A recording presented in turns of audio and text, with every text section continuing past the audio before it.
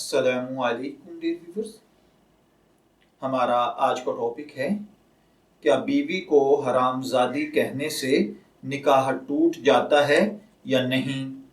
ये एक सवाल है जिसमें एक भाई ने पूछा है। वो कहते हैं कि अगर अली अपनी बीवी को हरामजादी कहे और उसकी कोई नीयत ना हो तो क्या अली के निकाह पर कोई असर होगा या नहीं, क्या इससे निकाह टूट जाएगा या बाकी रहेगा।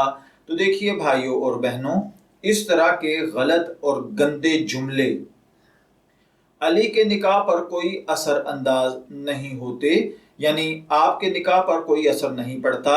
लेकिन आइंदा के लिए एहतियात करें कि इस तरह के घटिया जुबान, नामुनासिब अल्फाज और घटिया गुफ्तगू करने से इज्तनाब बरतें। इस तरह के अल्फाज कहना तोहमत परस्ती में आता है और तोहमत लगाना बहुत बड़ा गुनाह है। इसलिए तोहमत से बचिए और लोगों को अच्छे अलकाब से, अच्छी गुफ्तगू के साथ बात कीजिए, मुखातिब कीजिए।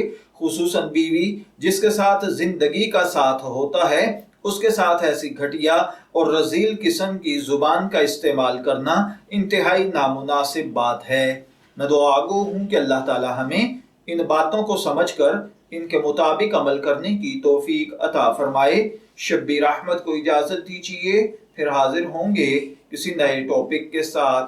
तब तक के लिए अल्लाह हाफिज।